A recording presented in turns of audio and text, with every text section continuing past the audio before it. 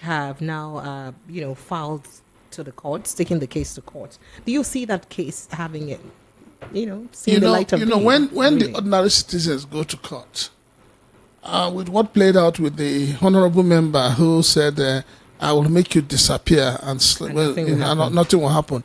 And then suddenly the Uber guy, I heard he apologized. He apologized. And I was like, what the heck? This is the height of, mediocrity and stupidity. If you know you want to go to court, you have a case to prove. Why would you come out with all the razzmatazz and then you pull out? So this is where the problem is. The same thing that's happening with our political life. Everything in Nigeria is monetized. It's about how much the offender is ready to pay and how much the offender is ready to receive. It takes my memory back to a few years when a child or a baby was actually molested sexually in a crèche.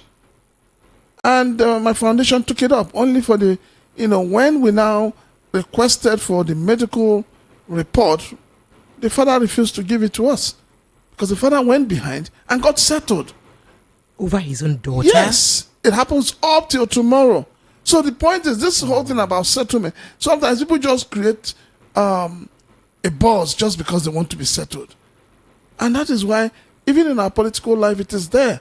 I mean, if you listen to what played out in Ondo State during the elections, you'll be ashamed at a lot of Nigerians.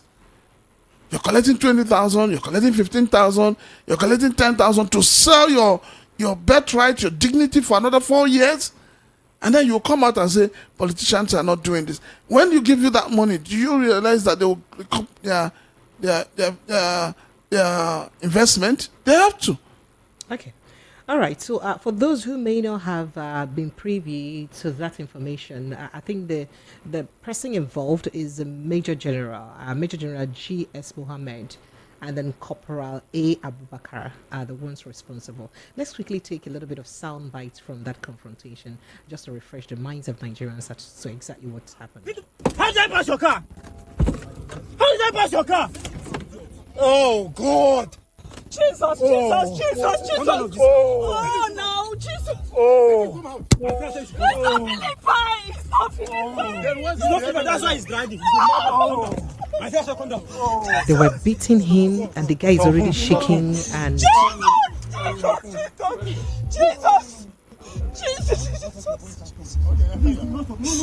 can you see what they did to my eye? Are you seeing?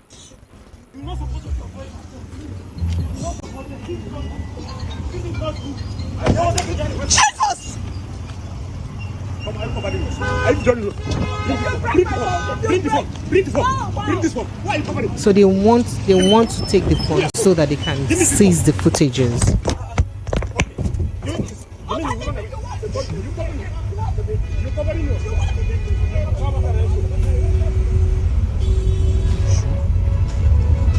This is really sad. Prince Francis Chilaka. The funny thing, and the unfortunate situation is the fact that the general is as frustrated as every other Nigerian because of what the country is going through. But taking out that frustration on ordinary civilians is unheard of. You can't do this in a Senate crane. You can't do this. You can't do this in a same claim. You can't think of a general in the American army beating up a civilian. You can't think about it. Now, let me just oppose this. What has been playing out, where the army claims that people have been killed, soldiers have been killed. They go to the villages, they go and kill and all of that. Who is going to kill this army general? Who is going to beat this army general? That's the question we should be asking. When it comes to the military, they believe that they are above the law. But when it comes to the people, it shows you that the 1999 Constitution is not working. Because if that Constitution is working, the president would have spoken, the chief of army staff would have taken a position, and by now, something would have been done. So for the army coming out or anybody coming and say, want to investigate? What do you want to investigate? So this whole idea of investigate keeps rubbing, death in our faces.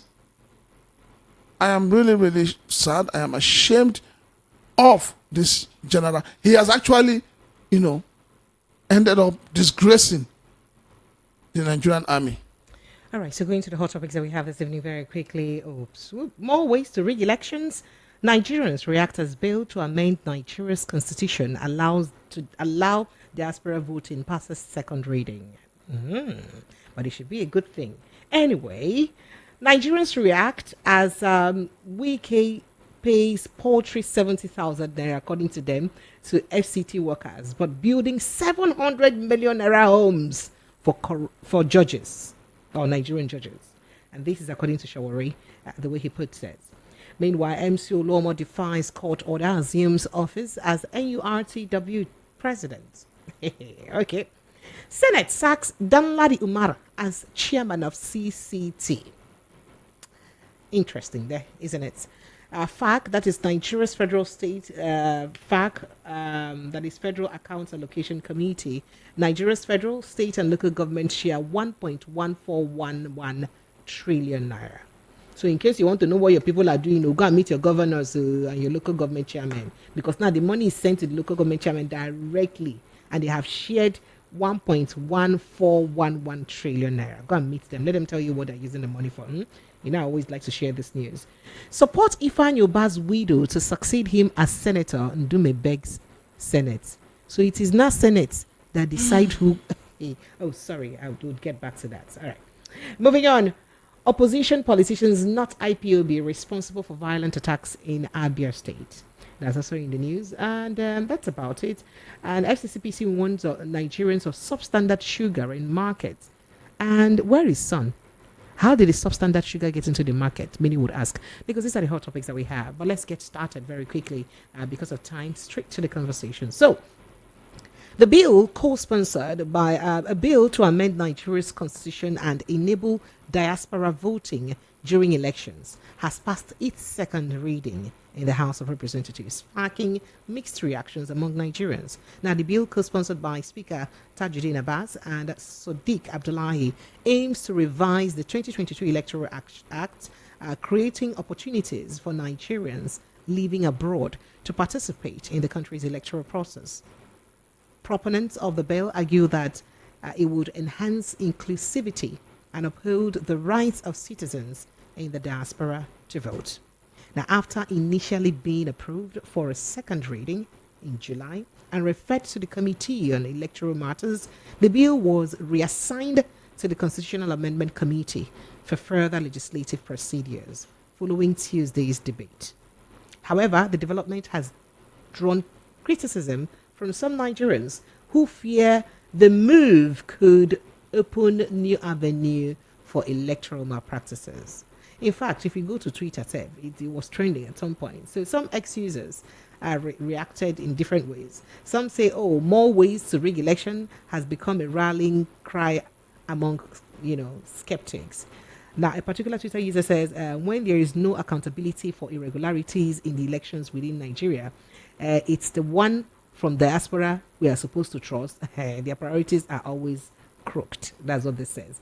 Then another user says, these people are planning hugely ahead of the next election. Even US don't do diaspora voting. If you are not in the state and eligible to vote, you do not vote. And another user then says, let our leaders put the right structures in place first and ensure that elections are conducted properly in Nigeria. Then we can talk about diaspora voting, or else it will be doing the same thing and expecting the same result. Well, most Nigerians have reacted about this. Prince Francis Chilaka, a lot of Nigerians before now had advocated for diaspora voting. And just when we thought we're getting it, Nigerians are also complaining. Yes, people advocated for diaspora voting when INEC under Yakub came out and told Nigerians that IREF was going to be used, that electronic voting and all of that. And the results were going to be transmitted electronically. So people believed in him. People bought into that idea. And people said, oh, if this thing can work, it means that diaspora voting would work. But we have seen the sham of the 2023 elections. We've seen the sham in all other elections that have been conducted. So if we can't get it right doing the local one, how will you get it right doing those in diaspora? The technology you would use in capturing those in diaspora when they vote, why have you not used that same technology first to capture Nigerians at home? When you do that and it works, I am telling you, everybody will support. We all know what is playing out right now. It's all about 2027. And the government, using the machineries of state, is doing everything it can to ensure that it sails through for a second term in 2027. So for me, that should not be encouraged. Nobody should support it. Let us fix our home front first. Let us fix the voting pattern in Nigeria. Let us have INEC and the police and the army that are called out to stop vote buying. Let us have voters' education. Let the people be aware of their rights to vote. Let the vote of the people count, and let the vote of the people be respected. Then after that, we can be talking about whether the diasporas will vote or they will not vote. All right. Okay, I have a lot of questions I would have asked about this, but let's just skip because No, go ahead.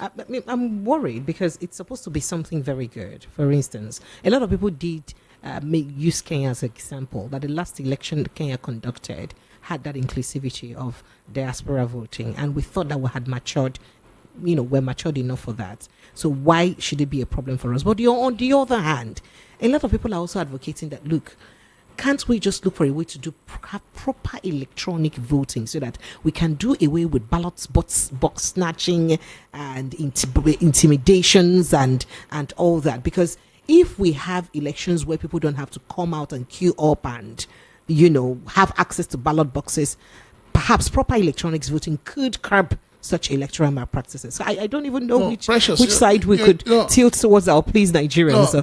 I would make for fairness. No, Precious, it's not about tilting and it's not about trying to please Nigerians. It's about doing the right thing. So much money, a lot of money has been spent trying to ensure we have one of the best electoral processes. But it has not worked. Even when it was looking like it was working, INEC woke up from slumber and told you there's a glitch. As you and I sit here today talking about it, INEC has not told Nigerians the nature and manner of glitch they had that truncated or that seemingly truncated the 2023 election. And that is why you're having voters apathy. That's why Nigerians are saying our votes don't count. So yes, I agree with you. We can have an electioning system that allows people to vote electronically. You can vote through your phone. You can vote through your laptop.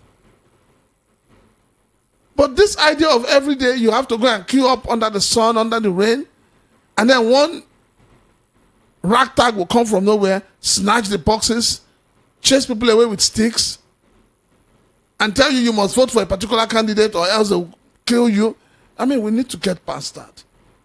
And until we do that, if INEC is saying that, oh, we're going to have the diasporas to vote, are they going to send ballot papers to them?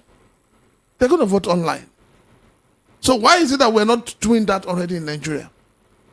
Let us do it in Nigeria, and let's see how it works before we begin to talk of taking it abroad. But then again, we also must include those who don't have access to internet and online facilities, like people living in rural areas. Now you're beginning to talk. Remember, we still have like your senators who are so. Remember, we still have largely no, unbanked Nigerians you are beginning who to cannot talk, even access banking. Yes, you are beginning to talk like your senators, but you forget that your CBN governor and your Minister of Finance came out and told you that they shared money to vulnerable Nigeria via transfer.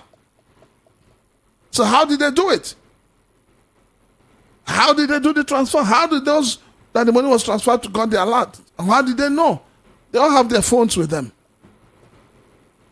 So when people say internet network, what will it cost this government that is serious, any government that is serious, that believes in democratic principles, what will it cost them to do the right thing? All right, so moving on to other stories, because we have quite a lot on our platter this evening. Omoyele Sowore, leader of the Revolution Now movement, has strongly criticized Nyesom Wike, the minister of the FCT, for approving a minimum wage of only 70,000 naira for FCT workers in his terms. Now, Sowore expressed his outrage on social media, calling out Wike's decision as inadequate. Wike's approval of the 70,000 naira minimum wage is the implementation of the new minimum wage for all administration staff in the FCT. However, Showore's criticism highlights concerns about the wages' sufficiency, especially considering the current economic climate. All right, so Wike justified the approval of the 70,000 naira wage on an effort to alleviate the struggles of FCT administration workers. That I want increase on a salary to 70,000 so that on a suffer go stop, so that go do on a well. But however, Sowore, former presidential candidate of the African Action Congress, AAC, slammed Wike's decision, calling it wickedness. Now, Sowore criticized Wike, whom he labeled as corrupt, in his words, for paying FCT workers a meager 70,000 naira, while spending millions of naira to build luxury homes for judges. In fact, quoting him, he says, wicked and corrupt Nyesom Wike paying paltry 70,000 naira to FCT Abuja workers, but building 700 million naira homes to corrupt Nigerian judges. Prince Francis Shilaka, 700 million naira homes for judges. I had mentioned this before, that we do know that we have three tiers of government. Three arms of government. To have the judiciary, the legislative, and the executive. And they are all with their own exclusive budgets. So I've been always wondering if the judiciary, the executive is building houses and buying cars for the judiciary, that is another arm of government separately. Please, where are they getting that money from? Because each of these arms of government are with their own budget. That being said, or that aside, the kind of amount of money we'll be expending on these houses, also considering that this same administration or this same minister spent about 21 billion naira to renovate, not build, renovate the house of the vice president. Do you think it justifies a Sowore calling him a wicked person, unquote? Is that not too much? I think Sowore is overflogging the matter. Anybody that needs to be accused of high-headedness or the fact that the person is wicked is the Nigerian Labour Congress. Yes. Why? The Labour Congress entered into an arrangement that, that they got themselves shot in the leg. They are the ones who negotiated 70,000 naira. So why would Sowore begin to blame Wike for approving that same amount? It's the Labour that we should blame. So let me tell you the truth. You see all these governors coming up with humongous figures, 80,000, 90,000. It's all political. What is recognized by the Nigerian government is 70,000 naira. Whatever you add to that 70,000 naira is Sarah. The only way Sowore would have come after Wike is if Wike was not ready to pay the 70,000 naira. But Wike is paying what has been agreed by Labour to be paid to ordinary Nigerians. I'm happy that Nigerian Labour Congress, they are seeing the same thing every Nigerian is seeing today. At petrol being at 1,025, 1,001, 1,002, and you're paying somebody 70,000 naira. How do you want that person to survive? When we kept saying that this Labour Congress is the worst we've ever had in this country, people thought we were joking, but it is the worst. Now, coming back to Wike and his way of bribing judges, he didn't start it today. He did it in Rivers State. Have you forgotten? He was your governor. He was your governor. He was doing the same thing. He knows how to play the game.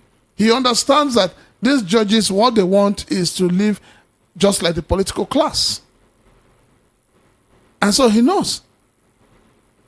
What Nigerians should be demanding for is accountability from Wike. How did you get that money? Who approved the money? And then we need to find out what is the real status of the FCT. Is it a state? Is it a capital? That issue has not been resolved. How so? What is the status of the FCT? What is not the status? That's a federal capital territory. Does it have a governor?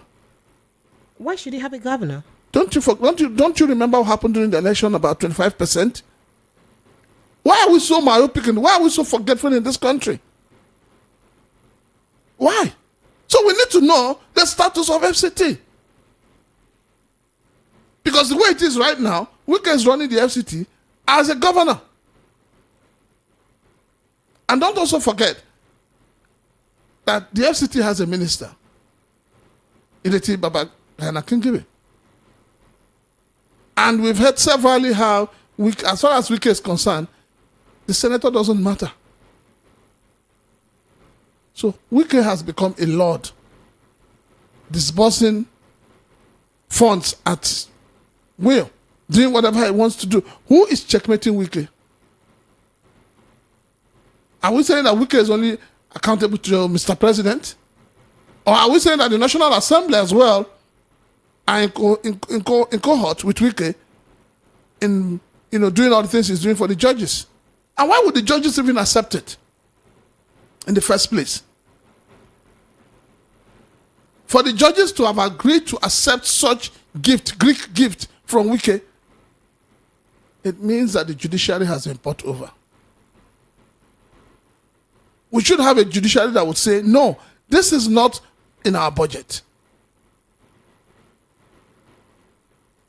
So there's a lot going on in this government that nobody cares, there's no accountability, there's no transparency. Everybody's doing whatever they want to do. And that is why you have, first time in the history of Nigeria, you have a president that have 3 spokespersons, and everybody's trying to outsmart the other. All right. Okay. Well, for the want of time, we have quite a couple of stories to get back to. I don't know if you'd like to chime in on this MC Olomo and the NURTW chairman case. I'm sure you've read the case extensively. One has legitimacy from court. The other had an election that others are describing as a sham from, just a few states contesting. And the court has ordered that the man who has the legitimacy from courts and the larger population of the NURTW members should be reinstated. But MC Olomo has resumed office and he's working. I wouldn't be surprised if he has done that, because we know the role he played in the 2023 elections. He's just getting a payback from the role he played. And I'm even ashamed that we have an attorney general who is sitting back and watching all this kind of, drama playing out. If it was some other person, I'm sure by now the police would have occupied the Union House. The police would have arrested some people. The police would have even stopped him. But what do you have? If it was a political party like Labour Party now, you see the police will take over. You saw what the police did in Rivers State over local government when they seized all the local governments just before the elections. So we have a system where if you know somebody, you are sure of justice. Even though when that justice is injustice, you are sure of it. So this whole thing about MC Olomo and all of that, it's going to go round and round. At the end of the day, there's nothing anybody will do. Because if you remember what the Sun said to you, the Sun says that they now own Nigeria. You read it. He tweeted it. And that they're thanking Mr. President for doing that for them. So we're waiting. Let's see how it pans out. But I can assure you, nothing good will come out of it. Okay, so getting to another drama. Now, the Senate has invoked the provisions of Section 157, subsection 1 of the Constitution of the Federal Republic of Nigeria, 1999, as amended, and asked Yakubu Danladi Umar as the chairman of the Code of Conduct Tribunal, CCT, for what it described as unacceptable acts of misconduct. According to the state, it became imperative to remove him from that sensitive position because his actions were unbecoming of a holder of such an office and his level of gross misconduct no longer acceptable. The sack of Omara as chairman of CCT was equal to 2/3 senators as 74 members signed, 10 senators present, totally 84 senators. Now, the Senate had at, I think, 1:17 p.m. today, gone into a closed-door session on the matter that was listed as the first motion in the order paper, and soon after they came out of the closed door session at 2:36 p.m. The Senate Whip Senator Mohammed Tahir Mongunu, APC, Borno North, moved that the action can be carried out in line with Section 157, subsection 1 of the Constitution. Now, okay, so according to a lot has happened. He's been fingered for corruption. I don't know if I can go on and on. Now, the motion to sack Umaru as CCC chairman was moved in the order paper by the Senate leader, Senator Okpeyemi Bamidele, APC, Kitty Central. According to Bamidele, the Senate notes that the Code of Conduct Tribunal is one of the key components of federal institution in the country, saddled with the sacred statutory responsibilities of maintaining high standard of morality in the conduct of government business and to ensure that the actions and behaviors of public officers conform to the highest standards of public morality and accountability. And notes that a statutory institution of such magnitude is expected to be an epitome of moral rectitude and should be seen to uphold the virtues of integrity, probity, and accountability. However, the conduct of Mr. Yakubu Nnamdi Umar, who is the chairman of the tribunal, has fallen short of the requisite standard of a public officer to conduct the affairs of such tribunal. Okay, so we could go on and on with this. So Umar Nnamdi has been suspended. What does that mean? Considering the antecedents of Nnamdi, you could recall what happened back in the days from former Chief Justice Onoye's case to now during President Bola administration, President Buhari's era till now. Do you think that it is well deserved, or perhaps you should be giving a chance? Its usefulness has outlived its usefulness. Oh wow, really? Yes. You see, the thing is, if you don't forget that even before the Senate took this decision, a new person has been appointed by Mr. President. So it's not like he was just being removed. Somebody else, a substantive chairman, has been appointed. And so you can't have two people occupying the same office. Mr. President is at liberty to decide who he wants to work with and who he doesn't want to work with. But then, you see, this is where I don't understand the Nigerian Senate. When issues that has to do with the presidency, they don't sleep. They just immediately take action. But issues that have to do with the Nigerian people, those who have voted them into power, they never see the light of day. Suddenly, they are revoking the obnoxious constitution. Why have they not revoked the constitution with all the insecurity going on in the land? Why have they not revoked the constitution with the killings going on in the southeast by unknown gunmen? This Senate is not here to serve the Nigerian people. The Senate, they are here to serve themselves. And until we get to that point where we have men and women of honor and proven integrity in the Senate, nothing would work in this country. All right, so the reason I thought to raise this issue, apart from the fact that he was responsible for the oust of the former Chief Justice of the Federation, Justice Onoye. If anybody who knows the story would know that one of the reasons he asked for Onoye's suspension was because he said Onoye did not submit or declare his assets as the then Chief Justice of the nation. However, I think sometime in 2021, he was also saddled in some sort of, opera where he, as the chairman of the Code of Conduct Bureau, was caught on a video as he angrily stepped out of his car at Banex Plaza, Wuse to Abuja, to execute jungle justice on a security guard who had told him his vehicle was parked in the wrong space. So you enter Plaza, and the security guy just called, "Oh God, no vex, where you park no good." He gave the guy wuto. So visibly Ekpa Umaru, who had no access to his gavel at the moment, resorted to his bare hands and descended on the guard for allegedly being rude to him. for just telling him to repack. And so the controversial judicial officer must have thoughts of justice delayed is justice denied, because he dealt with the guy thoroughly at that time. And I remember that at that same time, he also asked the, what did they call it? He also asked the Senate when they were to probe that, talk about that case. He went to court to ask that they should quit the hearing of the case at that time, if I recall. Precious. That was in 2021, if 2021, yes, sir. 2021 to 2024 is how many years? 2021 to 2024. Just 3 years in between, yes. Why was it still left there? Yes, because he even filed the case. I remember he filed the case. He filed the case against the Senate to stop his probe. See, the probe of this case at that time. It still boils. And now he's, it still boils down. Corruption it still boils down to the judiciary. Okay. We have a very corrupt judiciary system, and that is why you can find you see people. When they have a case, they go to court and get an injunction. And in Nigeria, we obey certain injunctions and we don't obey certain injunctions. There's an injunction stopping MC Olomo as president of Nigerian Union of Road Transport Workers. It's yet to be obeyed. Has it been obeyed? Has it been obeyed? No, please. So, what are we talking about? Double standards. That is the problem of our judicial system.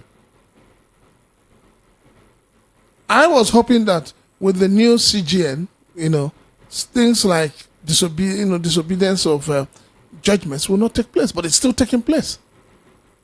Right under her nose. And this is a woman that says she has come to rectify and correct the anomalies going on in the judiciary system, but it's still going on. Why is it that when it is one person, the police suddenly go deaf and dumb? And when it is the other person, the police is awake to their duties? Who should have stopped MC Olomo from accessing the office? Is it not the police? So where were they? Where were the judiciary officers? Until the Nigerian people begin to ask for accountability. Not the accountability you ask when they give you 10,000, when they give you 20,000. No.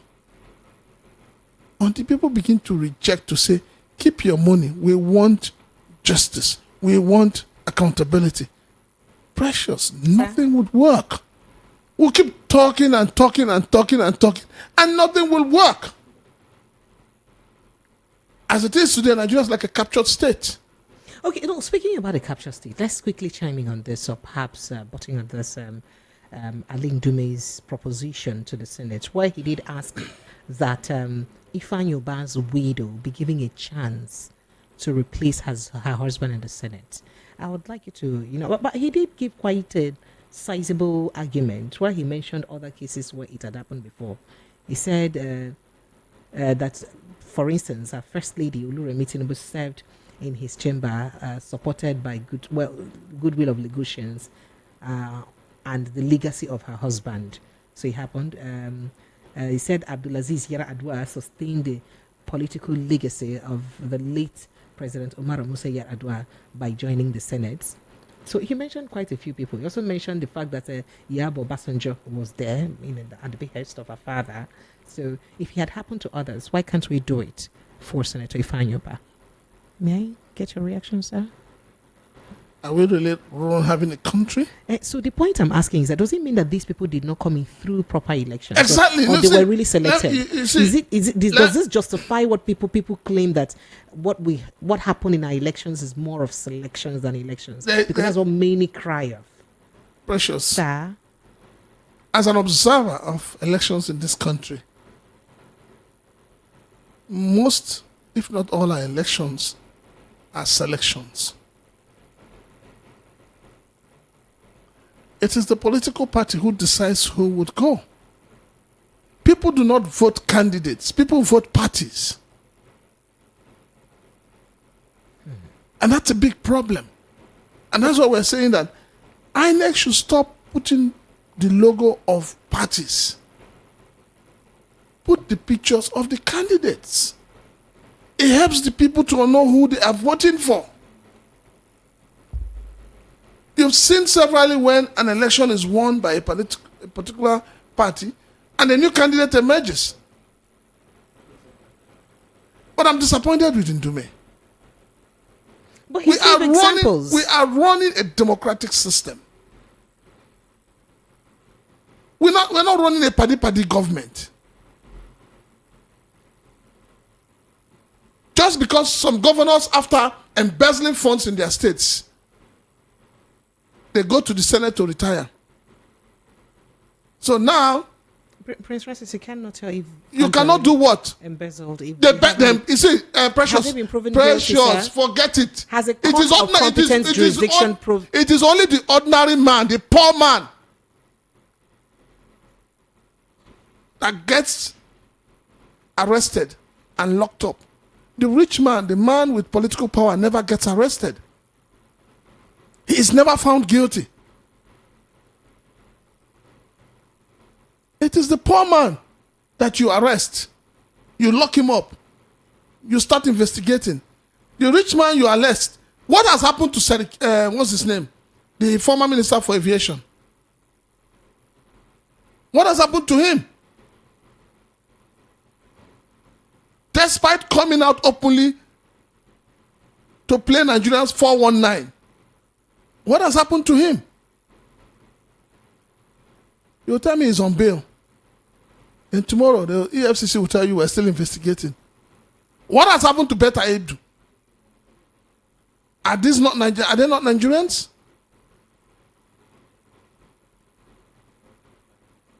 This your same national security advisor, No Ribadu, when he was EFCC chairman. You remember what he said on the floor of the Senate? You remember the governors he said have embezzled and have cases. What has happened to them? Today he is serving one of the governors as a national security advisor. Join the APC and your sins are all forgiven. So for me, just because the governors who have embezzled, who has refused to develop their states, are all in retirement home at the National Assembly. That is why Ndume can open his mouth and tell you that before you know it, tomorrow they will pass a law that anybody who is in government and the spouse dies should automatically take over. We are running a party government, family business. All right. Oshimole's son has been made a commissioner. Oh, he said he opposed to it. He didn't want it. He didn't. What does it mean? He didn't want it. The deputy governor said he opposed to it. Please, I beg, make we leave all this grammar, Charlie. These people are just deceiving themselves. Okay, all right. Have you not heard that there's a group now calling for the son of the president to become governor of Lagos State? Oh yes, I saw that. Good. I see refuted it. All right. So this is the maladministration we're having in this country, and this is why this country is not moving forward. Oh, but there's something that will move us forward because our senators are sitting up to it now. As I speak to you, the Senate has raised the alarm that terrorists from Mali and Burkina Faso, known as Lukarawa, have invaded Kebbi, Sokoto, Kanu, and other states in the northeast. They are shouting, what is going on, though, including North Central? How can these people come? Wait, they came from Mali, Burkina Faso, Niger, Algeria, all the states from different places enter our country. In fact, they noted that the trend now has an international dimension because this particular group, we did here, have some kind of link to ISIS and, the Al-Shabaab group of Somalia or stuff like that.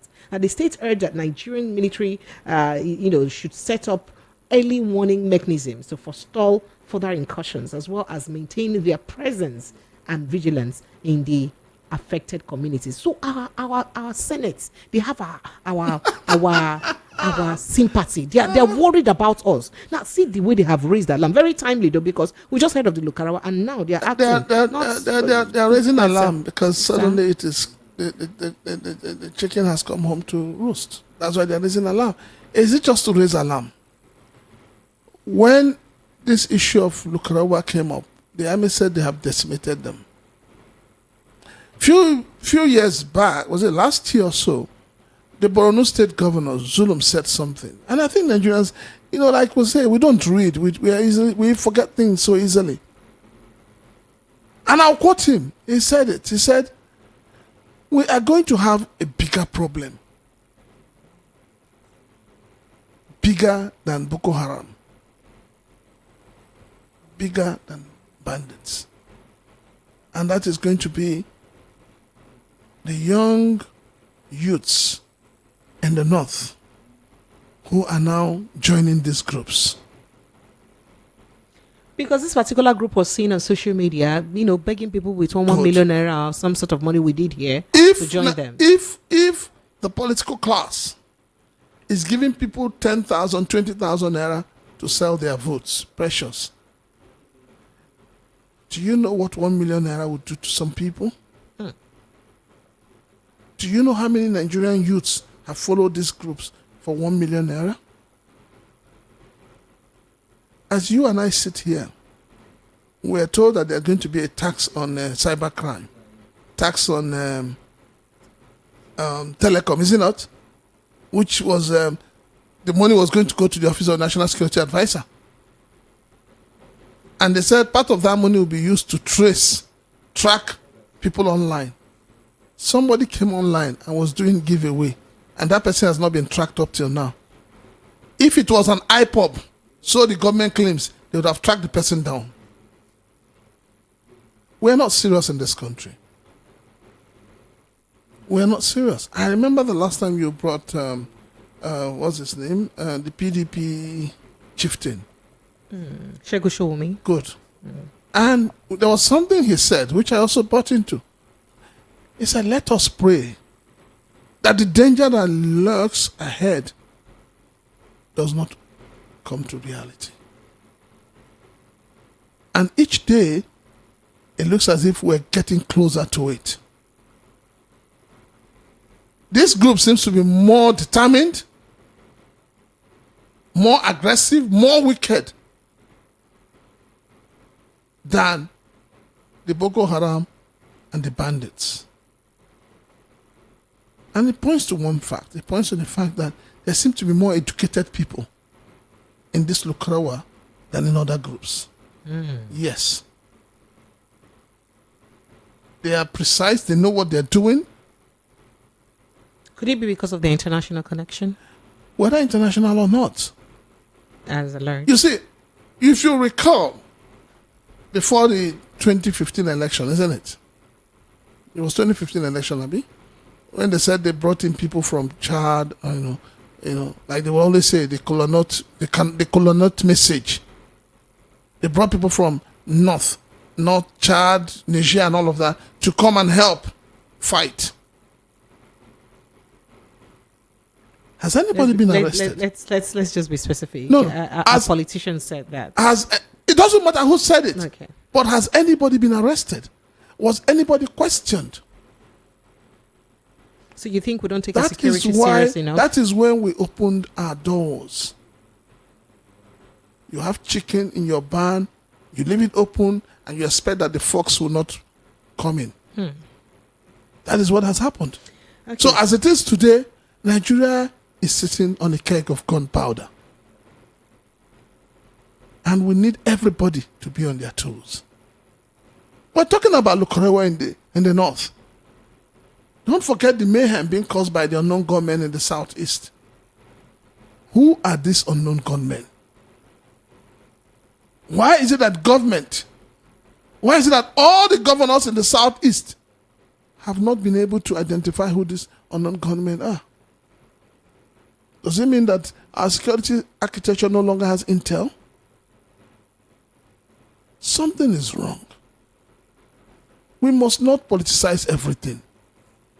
We must not politicize our security, our livelihood, our nationhood. Where are the patriotic Nigerians? Where are the patriotic elders? Where are our patriotic leaders? Why is everybody keeping quiet? And this country is going down on a daily basis.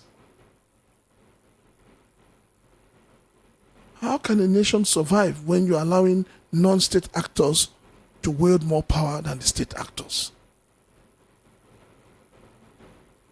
All right, so you did mention IPOB now, so let's quickly jump on that story. As the Abia State Governor has blamed opposition politicians for the unprecedented wave of attacks against army personnel, police in the state.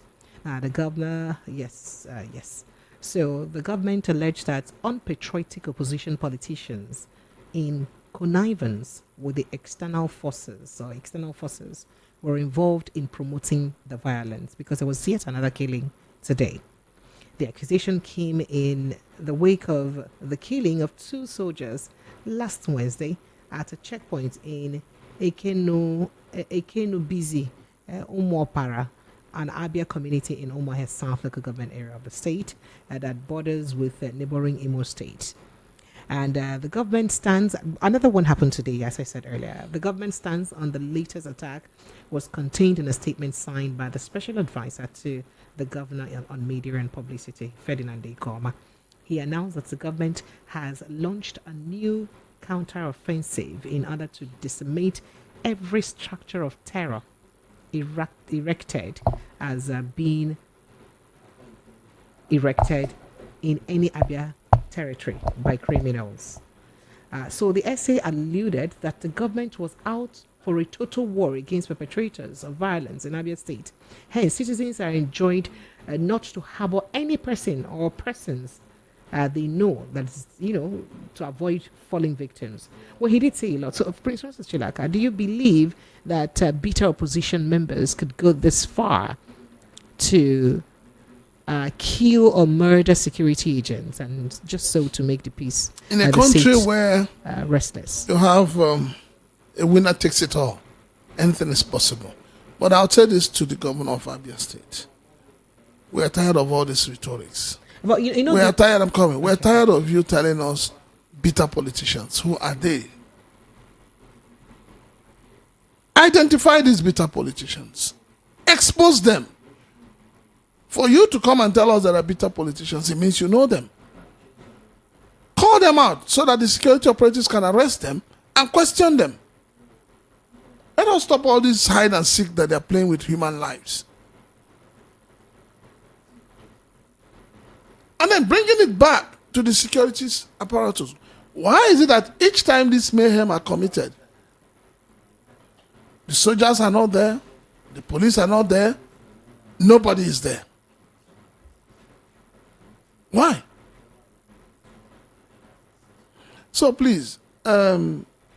Alex Otti, I sympathize with you and I sympathize with the people of Abia State, but please give us more information. Those bad politicians, I remember you said bad politicians and people in Abuja, bad politicians being supported from Abuja. Call them out. They have names. The Igbos have not been known to kill one another.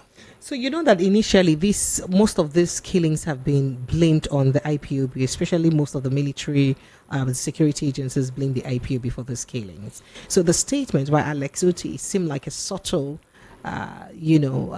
withdrawal of that coming, like subtle exoneration of the IPOB from these killings. But then, how come, just like he said, it's impossible for us to really pinpoint those that are responsible and bring them to book? When people say IPOB, some of us would disagree that these killings are not being perpetrated by anybody in IPOB. And if they are, how are they getting the weapons? See, this is where we need to call our National Security Advisor to question. He made a blanket speech the other day telling us that some security officers or security personnel are behind the selling of guns and ammunition to these people. Who are they? How many people have been arrested? How many people have been questioned? So this is why I don't like all this open check that they throw out just to, for the press to be busy. If you believe that some security officers have been selling their arms to criminals, how many of them have you arrested as a National Security Advisor? The whole idea everybody keeps saying IPOB is because of ESN. But suddenly nobody's talking about ESN anymore. But Precious, have you not? Did you not notice that throughout the election period in the southeast, the unknown gunmen went on leave? Is it not a pointer to something? How can the unknown gunmen have more firearms than our police and our army?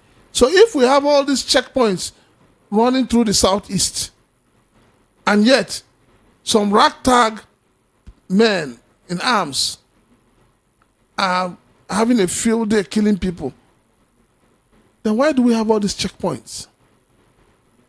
Is it just that these checkpoints are there to extort the people? Or are they really there to protect the people?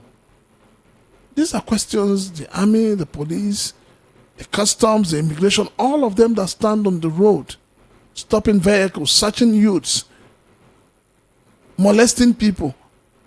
Where are they? Where do they hide when these unknown gunmen unleash mayhem on the people? But, another aspect that may be a bit worrisome about the situation, just like you said, where the military, where are the security agents when this unknown gunman unleashes mayhem? But we've heard clearly the IPOB group, according to their spokesperson, Emma Powerful, come in different occasions, deny responsibility of these attacks. But we've never really seen the Simon Ekpa faction deny responsibility of these attacks. As a matter of fact, we've seen him in different times more like praising the attacks that, people must sit at home, stuff like that. Like he's really, in favor of the kind of instability the entire action is causing the Southeast. So does this statement by Alex Otti also exonerate Simon Ekpa from that's risk? Simon Ekpa is a fool. He's a bloody fool. Oh, please, no. He's a nuisance. No, you're live on radio. Simon Ekpa is a nuisance. He is not an Igbo man. He does not have the blood of Igbo person flowing in him. If Simon Ekpa, as he claims to represent the Igbo people, and if he claims to be responsible for the killings in Igbo land, then he's a bastard. And he needs to be told the truth. If you kill all your people, who will you rule? If you eventually go to Biafra, who will you rule? So I think that anybody who sits in Nigeria listening to that non-entity called Simon Ekpa needs to go to a mental health institution. It is high time the Igbo people begin to use their tongue to count their teeth. It is high time people begin to understand that Biafra is an ideology. And not the kind of ideology being promoted by Simon Ekpa. If Simon Ekpa is a true disciple of those who believe in Biafra, he would focus his energy to ensure that Nnamdi Kanu is set free. And not creating the kind of mayhem or creating the kind of, killings going on in the Southeast or promoting it in any way.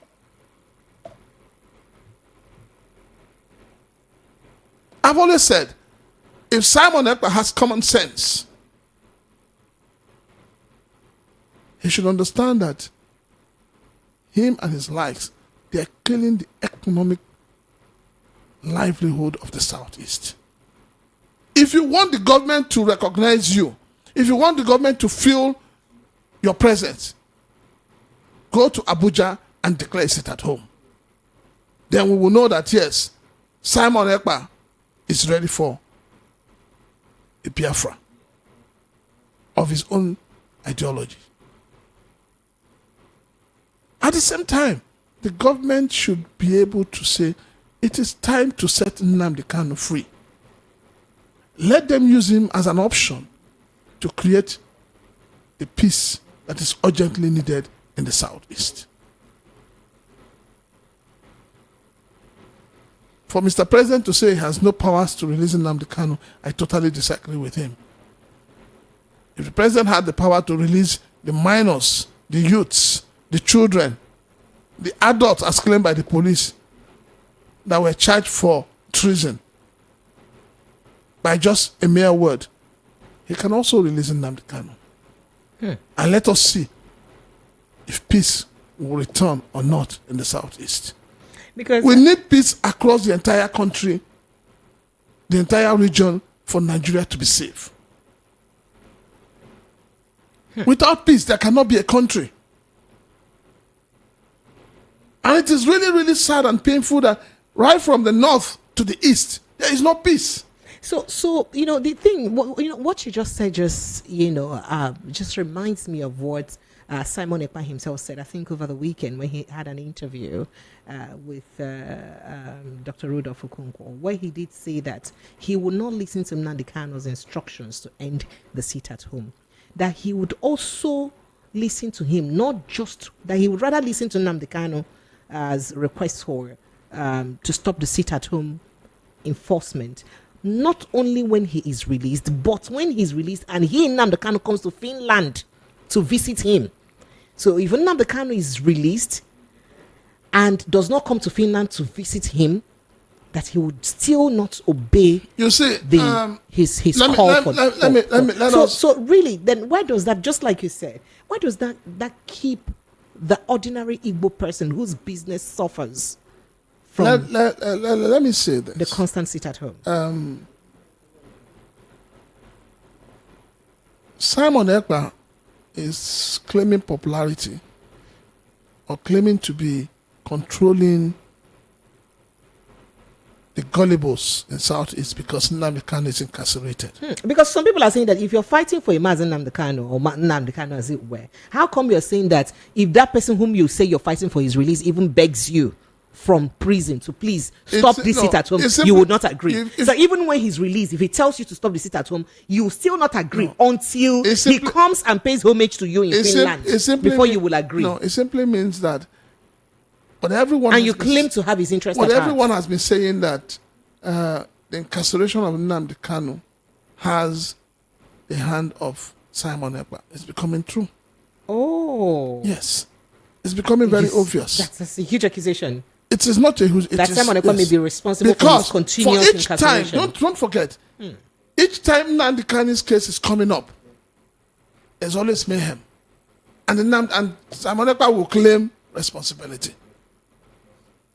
You cannot be claiming responsibility for the killings in the southeast when you, on the other hand, you're saying you want Nnamdi Kanu to be released.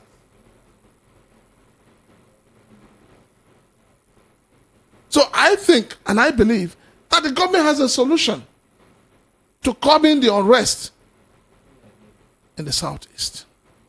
And what's the solution? Releasing Nnamdi Kanu. I am telling you that if you release Nnamdi Kanu,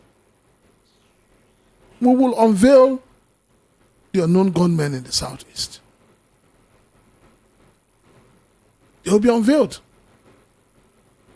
Whether you like it or not, Nnamdi Kanu is seen more as a liberator than Simon Ekpa. All right, Lagos 190 open. Let's begin to take your thoughts and reactions on the conversation tonight. 0700 903 903 903. That's the number to call. Interesting conversation here, isn't it? The WhatsApp line is 0817-175-6338. Begin to call us. Let's take your thoughts and reactions to the conversations we've reached tonight. 0700 903 903 903. 0817-175-6338. That's the WhatsApp line. Let's take a quick breather. When we return, I'll run you through the hot topics we have tonight, and then we'll go back straight to taking your calls and reactions. Stay with us. We'll be right back. From the views on the streets, we go to bed empty hunger, to the blaring horns of a hustling city, the loudest voices of the common man got a medium to be heard. This particular administration, they were coming unprepared. It's not a bad thing to renovate the president's lodge. Through top-notch programming, unbiased reportage of news, sports, business, entertainment, and cultural documentaries, Voice of the People 90.3 FM became a symbol for 21st century media.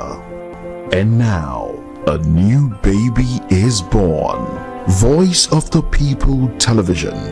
VOP TV, youthful, full of vigor and pressure for excellence in the continent's media space, exposing the wrongs, applauding the rights, dissecting the news without fear or favor, through factual and accurate stories and contents. Corruption kills three things that makes a society.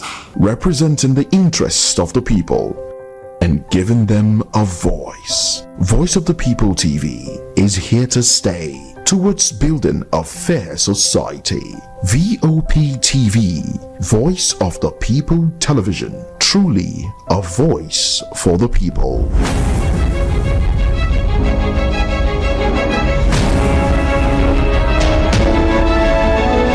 All right, Lagos, you're welcome back. It's still 90.3 Voice of the People of Man. It's still the evening rush. Phone lines are now open 0700 903 903 903 0817 175 6338. That is the WhatsApp line. So you can call us on WhatsApp, call us on direct call on both numbers, and I'm sure you get through to us.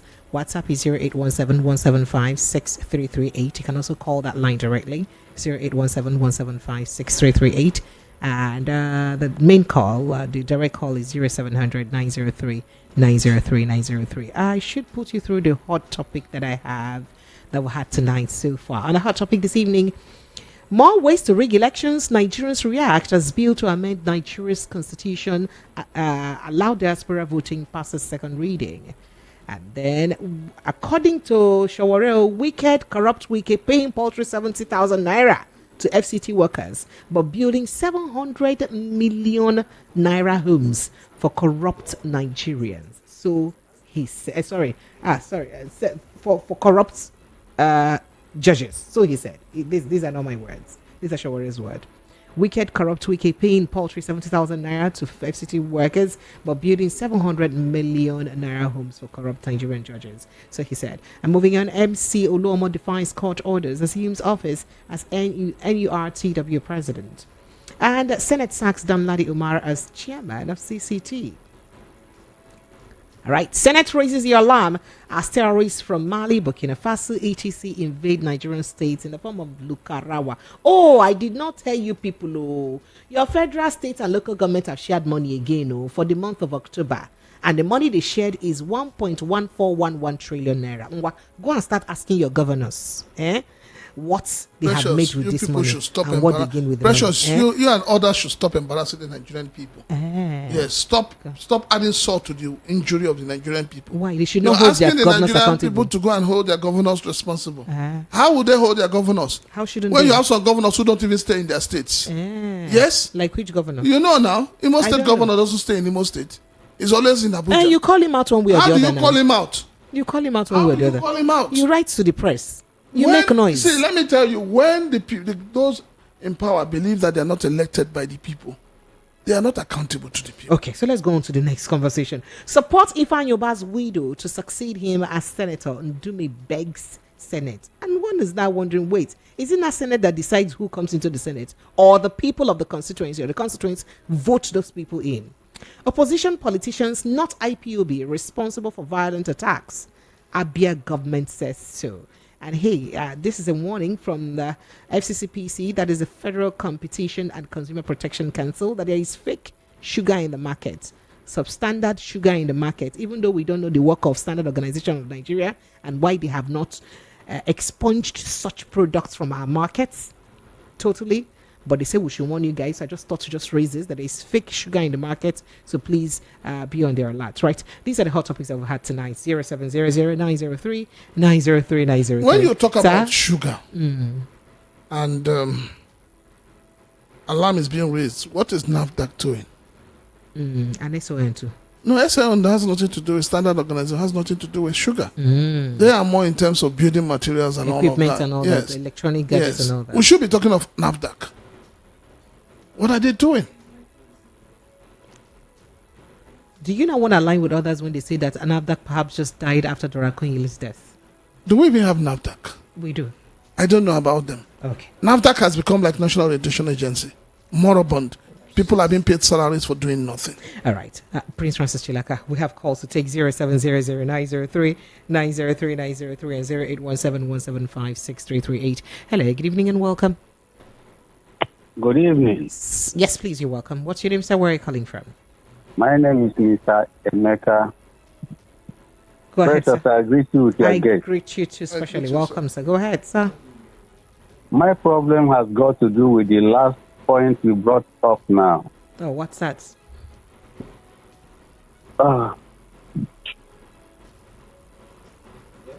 What's that point, sir? Go ahead. I can hear you. You're on the line. Oh, dear, I lost you. Oops. Okay. All right. Hello, good evening and welcome. Hello? Yes, please. Welcome. What's your name, sir? Where are you calling from? Yeah. Good evening, Sister Precious. Sir, you're welcome. Good evening, sir. Yeah, and my brother, Chika. I greet you, sir. Please, yeah, sir. So now I want to let brother Chika to know that the problem, he mentioned something here that I am very, very interested to hear about when one governor is claiming that the politicians in Abuja is responsible for what is happening in the southeast. So now, how can this thing that is happening in southeast is time on paper? I am telling you that Nigerian people, they are dealing with the southeast. They want to clear us off. No. That's conspiracy theory. I won't Sir, let you with say due that respect, already. sir. I have someone on the line too. No, just let me hold on. With due respect, sir, when the government wants to clear the southeast, are they using mercenaries or are they using the southeasterners as well? We need to be sincere with ourselves. If we say the government wants to clear the southeast, what are your governors doing? The monies your governors are collecting, what development are your governors doing in the southeast? Maybe we should start from there.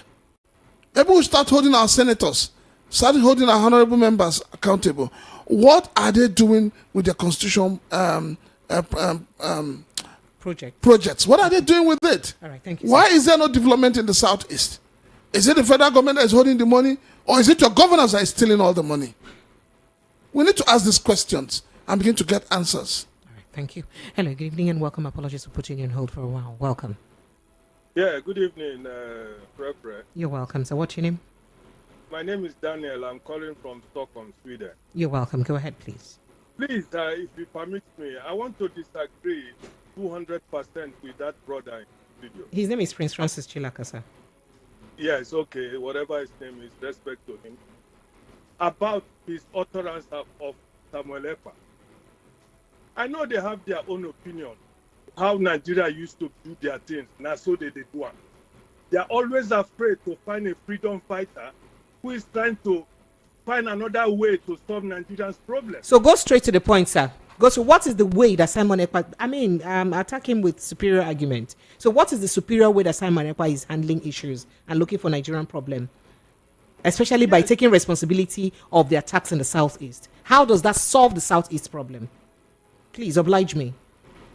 Yes, my sister. Sir? You asked me a question. How? I'm telling you, nothing works in Nigeria in a normal way. Answer me now. It's a direct question. We don't have all the time for you to go around. The question is, how is the killing and destruction of businesses of people of the southeast another way to solve the problem of the southeast? Tell me, how does that solve the problem? Please. Precious, please, let me tell you something. Like to believe. Whatever is happening in southeast is not caused by IPOB or Samuel Ekpa. This is what I'm trying to tell. But how has? But no. Are you also aware that the same Simon Ekpa has, at different occasions, tweeted in support of the compliance of sit at home, that nobody should come out, that they should do with him? No, are you aware? Yes or no? Are you aware that he's tweeted in support of it? Excuse me. I myself, but you saw people who are doing it willingly on them. I am not saying that whether people are doing it willingly. I'm asking, have you seen him support that? If you've seen him support that, how will you know that the predominant business of the Igbo people is trading? How will crippling a day of your people's means of livelihood help fight or release Mazi Nnamdi Kanu from prison? Please let me understand that. I want to know the mathematics behind that. Time to answer you. I don't have all the time. You have to rush your response. To answer me in one sentence, you can. Yeah, that is what I'm trying to. So go ahead. You don't allow me to say it. I am allowing you now. You've done. We had more than one sentence. Just give me a minute to say it, please. Okay. What is happening in South? Sit at home in South East. That's what I'm trying to explain to you. Okay. Go ahead. Go ahead. Go ahead. Listen, I know that what is this sit at home Ekpa is saying that people should hold to be able to talk sense to the government. Doesn't many Nigerians don't like it because they think they are losing money. But what? It's not many Nigerians that are losing money. I'm sorry, sir. Sorry, please. Let me deal with it, please. No, I'm not please, dealing. No. Let me deal with him. I'm just going to tell him he is not a more Igbo person than I am. I am an Igbo man like you, and I am telling you, sir, with due respect to you, sir, that if you are a businessman and somebody stops you from trading your business in a day for almost going to 2-3 years now, and you are supporting it, Oga, you are not an Igbo man. Rising up as freedom fighter to fight this. The problem, you've not answered me. How does destroying the business of your own people? Calling him all this type of. You've not answered me. Then is it also fair for your Simon Ekpa to say it? Oga, no, you're not answering my question. The same Simon Ekpa mentioned in a YouTube conversation with Dr. Rudolph, where he said that even if Nnamdi Kanu tells him from prison that he will not respond to Nnamdi Kanu's call on stopping the sit-at-home enforcement in the southeast. He said it one, and then he said that even if Nnamdi Kanu, that he will only answer when Nnamdi Kanu is released, not just released, but released, and when Nnamdi Kanu comes to him, listen to me, please, that he comes to him in Finland first to see him before he will stop that. Why should he say that if he is fighting the cause of his people? Very well. He said that he wants to see Nnamdi Kanu face to face, not under duress. Not when he's under duress. And that is when you stop. And that is when you stop. And that's when you stop inflicting pain on your own people that you're fighting for. I appreciate you. Thank you. Thank you so much. I appreciate you. Precious, let me quickly add this. Let me quickly add this. I think a lot of Igbo people are getting confused, and they're not aligning themselves with the truth. You cannot be a freedom fighter that is killing your people. You cannot be a freedom fighter that is harming the business of your people. A freedom fighter protects his own people. And I'm asking myself, in what way has the actions of Simon Ekpa protected the lives and properties of the Igbo people? In what way has his actions protected the businesses of the Igbo people? Go to the southeast today. The poverty there is becoming something else. Is this what the founding fathers of Igbo land had in the back of their mind? Do you think that the late Odumeju Ojukwu will be happy with what Simon Ekpa is doing today? No, he will not. This is not the kind of Biafra he dreamt of or wanted. So let us come out of that. Let us be sincere with ourselves for once. As Igbos, let us be sincere and tell ourselves the truth. Sit at home, killings in the southeast is not going to give us Biafra. It will never give us Biafra. We will rather end up decimating ourselves and creating more hardship and more poverty in the southeast. Igbos need to think as if there is no box. All right, thank you so much. I appreciate you. All right, phone lines are open. Hello, good evening and welcome. Good evening. Good evening. Remy without Martins, how are you? I'm fine, thank you. Great, go ahead. Thank you very much. You see, when you look at revolutionaries, leaders who fought for the freedom of their people, before they embark on any action, they do pre-action plan. And the pre-action plan will factor in first the interest of their people. How would this action impact on our people? That's what they do. Go and read books about these guys. And that's why their education was successful. You cannot, the people you say you are fighting for, you deny them access to education. Last year, I was told, I saw the news, that some Igbo people couldn't do JAM, WAEC. You deny them of their access to education. You deny them of access to all of these things.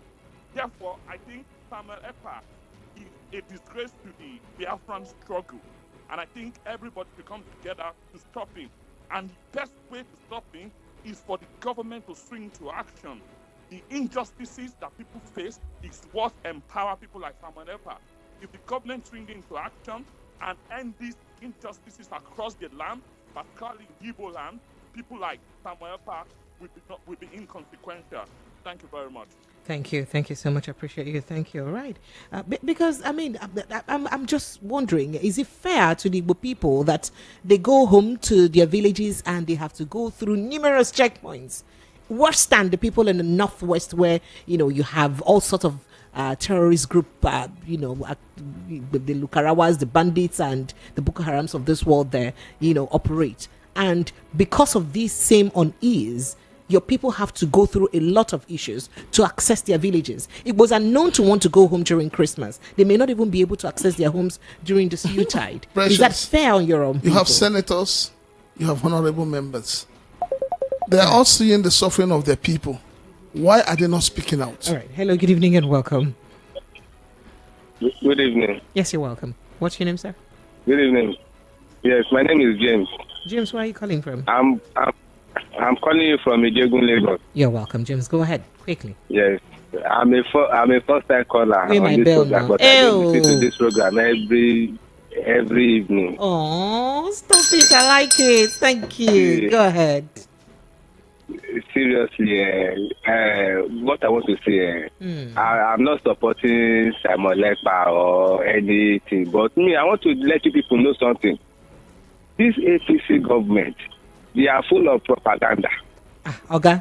Just speak straight. Speak straight, eh? Okay. Anything you try to do that is good, they will form their own to counter it. I'm not supporting the killing of people in Igbo land. But some of these things that they are doing here is what is still keeping East up to now. I'm from Benue State. I know what has happened to our people because of all these keep quiet politics and all those things. I'm telling you, I'm a transporter. I go to East, I run everywhere. I'm telling you that some of these enforcement that all these ESN, IPOB are enforcing, they are what is still keeping East peacefully, that all these Fulani people have not taken over that place. So is it the Fulanis that Oga, calm down. Is it the Fulanis that they kill when you hear that people have been killed during sit-at-home enforcement? Is it the Fulanis that they stop from operating their business when you hear that they're enforcing sit-at-home? That's the question. It is your own people that they're making life uncomfortable for. That's the point. Do you understand? The thing is no. The thing is that Oga, let me explain to you. Out of the 7 days of the week, you already have Sundays taken away in the southeast from business. We know that markets don't open on Sundays, so you have 6 days left, and you take away Monday. That means the average Igbo man has only 5 days to run their businesses. At this very difficult time with the present economy, how do you think families can, keep their heads above the water? If the government are the people that listen to their people, the people say they should release. What of all these people? So if government refuse to release, then you keep suffering your own people? That's the question. The same thing, madam. Listen, let us say the truth. Don't let us listen to all these people that are, because sometimes I even used to media people. The people are complicit because they tell you people what to say. These people, there are some people that have committed more than Nnamdi Kanu that they are freed. Why are the leaders in the East not fighting for the release of this man? Have you heard us mention that several times? Have you? Oga, if you say you listen to this show, now you will not shut me up on my own show too now, eh? If you listen to this show every day, like you said, you would have heard different of our analysts every day make references to different people who's committed even what they think is worse crimes what they've been released, including the repentant Boko Haram people, and have asked why Nnamdi Kanu is still held perpetually. So we have asked for it. So don't blame the media and please don't talk down on the media. I'm happy this man is from Benue. Right. And we know that we see the number of killings going on in Benue. Who do we blame? You have a governor. We know what Otti stood for when he was the governor. But today you have Alia, a reverend father as a governor, and the killings have not abated. Who do we hold responsible? It is the governor. He needs to do the right thing. He needs to take drastic measures. He needs to protect the lives and property of his people. And this is what we're asking the Southeast governors to do. They need to protect the lives and properties of their own people. No matter who, whether from Abuja, whether from outside the country, sovereignty belongs to the people. All right, I have someone on the line. Thank you. Hello, good evening and welcome.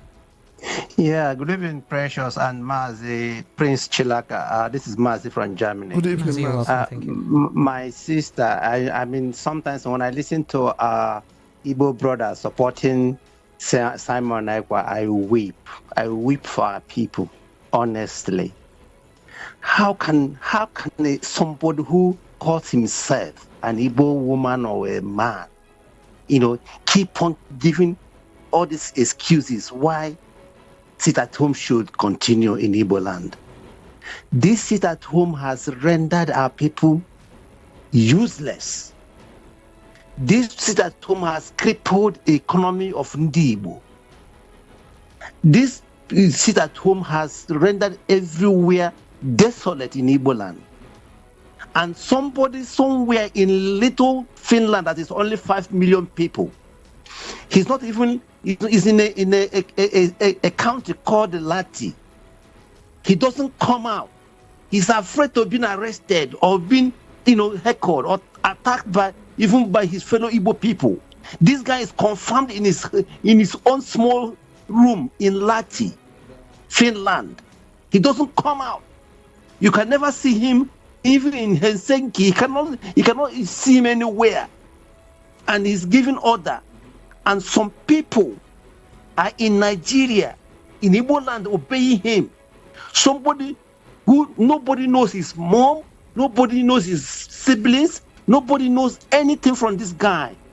Nobody knows exactly the village he comes from. At least we could see Nnamdi Kanu's father, mothers, sisters, brothers. We saw all of them. Everybody knows where Nnamdi Kanu is coming from. His village, his house. This guy, nobody knows exactly where he's coming from. He said he's from Ebonyi State, but nobody knows exactly, nothing. And this guy is giving you orders, and you are killing yourself. You are killing Igbo people. You are destroying Igbo land, and you say he's going to give you Biafra on 2nd of December. And okay, for example, if he declares Biafra independence, is he going to come home and remove Soludo, remove all the whole governors, and put on his own governors and his own government system? Or if he declares this president's independence, he will be ruling Igbo land in Lati, Finland. Can't our people reason? Can't our people reason? Is it the way we are going to get this Biafra if you want to this Biafra of freedom? Somebody who is on the line 247, promising you heaven and earth. This guy has been lying. He told you he's a lawyer. He's never a lawyer. He told you he's an author. He never read it. I've never seen any book that says any promise he has promised you. For example, if you are fighting for Biafra, the Nnamdi Kanu you called your master has been suffering since 3 years plus now. This guy has never provided a single lawyer to go and see Nnamdi Kanu in detention. This guy has never sent any food to Nnamdi Kanu in the DSS. Now, at least I was on that program with Dr. Damages, that is Dr. Rufo. Yes, Okonkwo. Yes, this guy, he was. In fact, when I cried when he said that he has crippled Nigerian economy, I cried. How did he cripple Nigerian economy? How? Economy of Nigeria is bubbling everywhere. Only your economy is down. And I don't want you. You were. Oh, my sister. Let me finally, let me tell you, 2nd of December is our 2 weeks now. This guy will declare his independence and he will remain in Finland. And nobody, let me tell you, when Nnamdi Kanu was talking about the referendum, Nnamdi Kanu was telling Nigeria, give us the date, conduct referendum in Igbo land. Let us see if our people want this thing or not.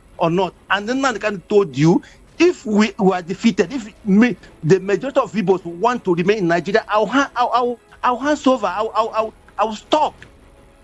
So how can you declare independence in another country, and you are really from there? What are we so delusional? Are we so stupid, Igbo people? Thank you. Good night. Thank you. Good night. Hello. Good evening and welcome. Hello. Good evening. Are you there? All right. Small lines are buzzing like crazy. Hello. Good evening and welcome. Precious. Sir. I greet you. I greet you too. I greet you. My attention was on to the last point Precious brought in, which was the 1.something trillion naira from the president to the governors. From federal account allocation to both the federal government, state and... Okay, thank you for the correction. Go ahead, sir. I was thinking the president and the government would have taken up a project that will at least alleviate the suffering of Nigerians. There should be a particular project of this government that should at least cushion the effect of the harshness of the economy. I mean, if he had directed that money to the refineries, at least you know that the economy revolves around the petroleum prices. But he kept on giving these people money. Do they give money to Nigerians? Is it not better for you to have diverted that money to face a particular project, even if it is in power generating? Something else you can hold them and say, yes, this is from the president. I am sorry, I have to go different way because I don't know whether he's buying them over against 2027. I don't understand. That's all I have to say. Thank you. All right, thank you so much. I appreciate you. Thank you. Okay. Hello, good evening. Hello. Hello. Oh dear, are you there? Good evening and welcome. All right. Hello, good evening and welcome. Hello. Yes, you're welcome. Good evening. Good evening. Yes, please. Madam Precious. Sir? I salute you. I salute you too. Welcome. And I salute my brother, Chilaka. I salute you, sir. Yeah, this is Boyesin calling from Afromedia. Boyesin, you're welcome. Go ahead, please. Thank you very much. You know why I've come to always contribute to your program? But I've seen the caliber of people you bring to your programs. Thank you. And whatever they say, honestly speaking, I've not been tuned to your station. But because of the caliber of people you bring to your station, and what they talk, what they speak, I listen to them. And whatever they say is the truth. And that's why I've been inclined to your station. So I want you to know that. But in a situation whereby one want to corroborate to what they are saying, you say, hey, maintain the decorum. I know you are trying to safeguard your station and your job as well. But please, I want to beg, whatever they speak, when we want to contribute, we are alluding to what they are saying, which is the fact. That's just what I want to correct this night. I don't want to go into the details of what is happening this night, but just please, whatever those people you bring, their intellect. So I want to always support them because what they are saying is the factual, is the truth, and nobody can take it away from them. And I salute the what is the name? Chilaka once again. Thank you, sir. So please keep the flag flying. Thank you. I support what people are doing. Thank you very much. All right, I appreciate you. Good evening and welcome. Hi, good evening. Yes, you're welcome. How are you doing? Thank you. Great. I believe you're fine today. Sure, well, I'm doing okay. Okay. The wise prince. Jova. The wise prince of Chilaka. The wise prince. Yes, the wise prince. I greet you, sir. I greet you, my brother. Permit me in my usual way. I need to greet the producer that produces both of you this evening. Promise you're doing well. Thank you. Precious. Sir? Why are you stressing yourself now? Well, what? over these people that are calling and they want to be more holier than the Pope or the Catholic. You see, the thing is this, Precious. It has been in history that every philosopher will have a disciple. So whether the disciple is positive or negative, they will always have a disciple. Why do you think that if you look at this troubled in whatever they tell them and still die in that belief? You see?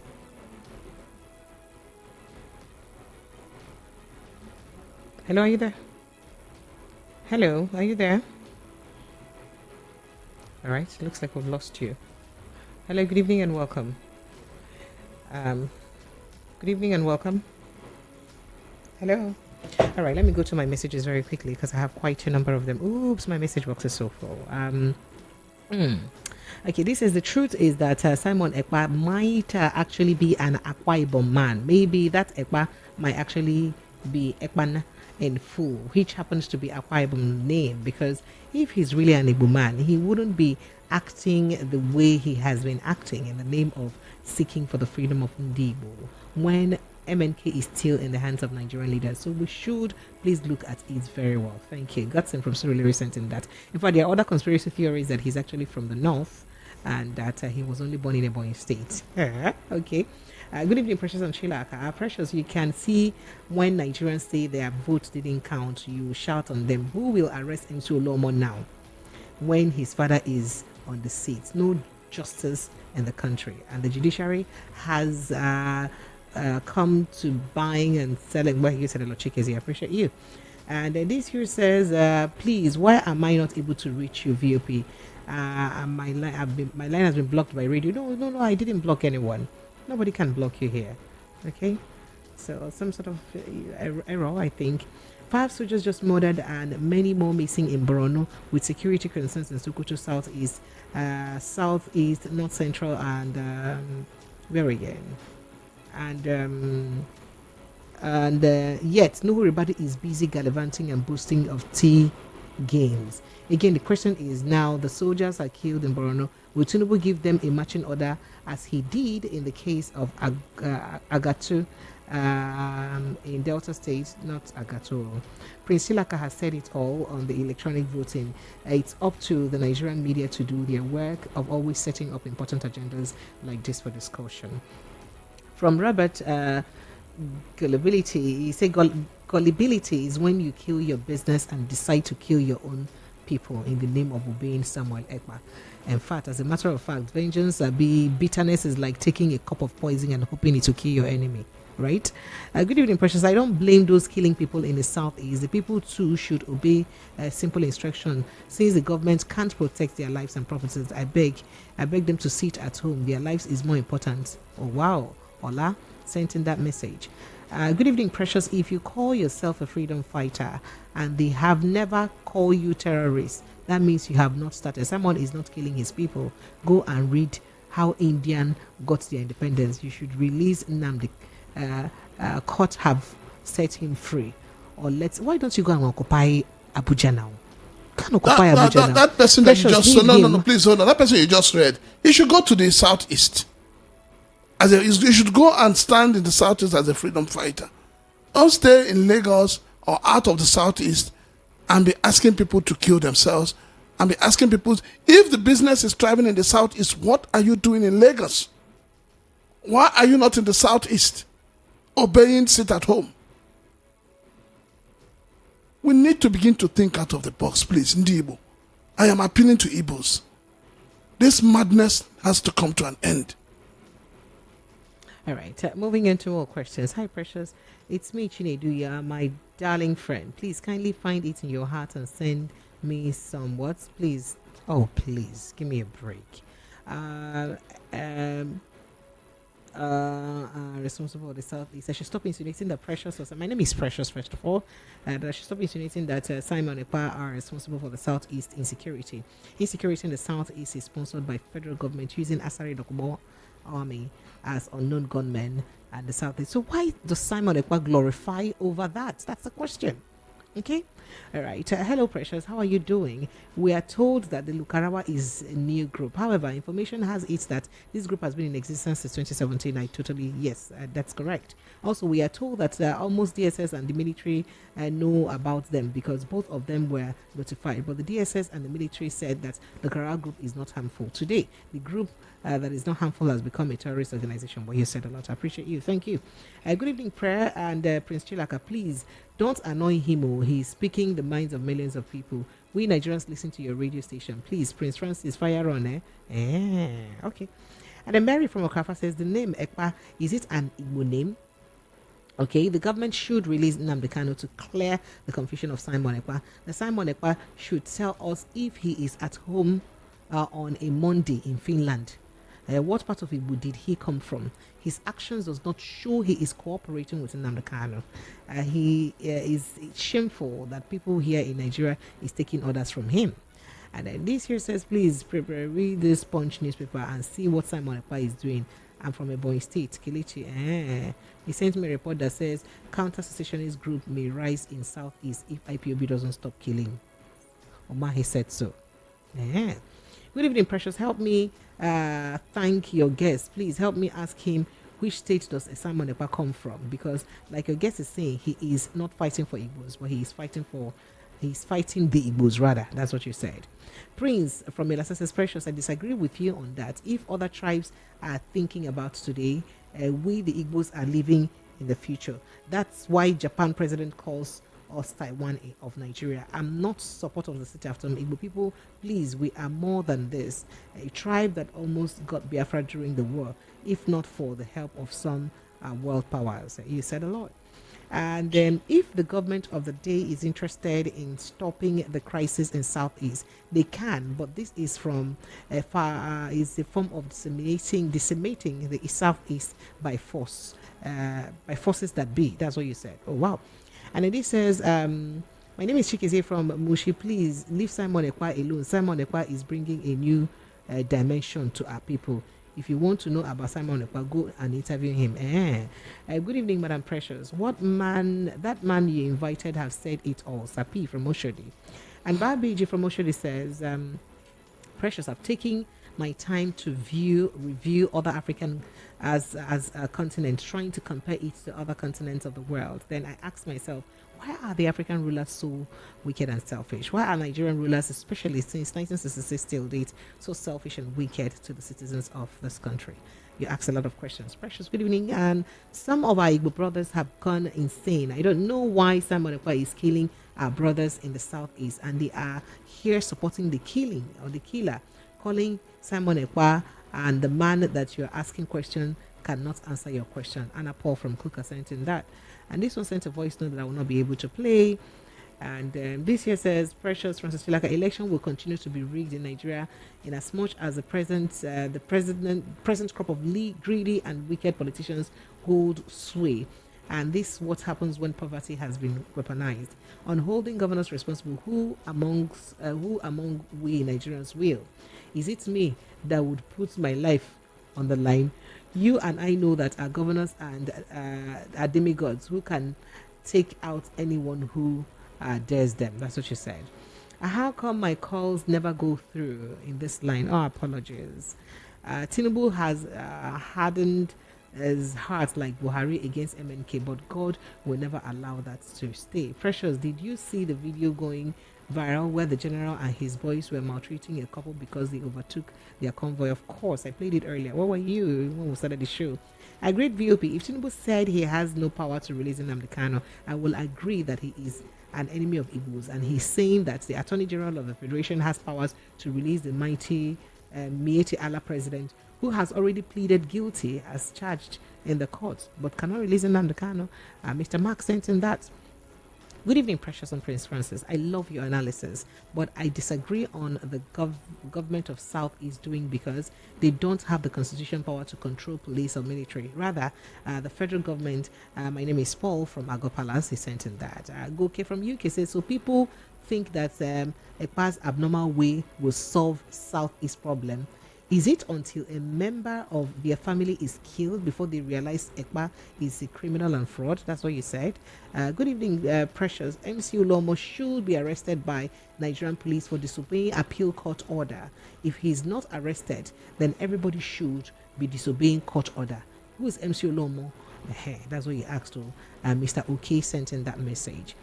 And Francis, he said, Mr. Francis and Constitution, everything, if it rains on a Sunday, he would say it's because of the 1999 Constitution. Again, I think it's delusional for any right-thinking person to say Ekpa has a hand in the detention of Kanu. Was part of those working with Buhari who went into Kenya to kidnap him. That's how they also said that Ekpa guy is working for the FG. Okay, because of the unrest in the southeast.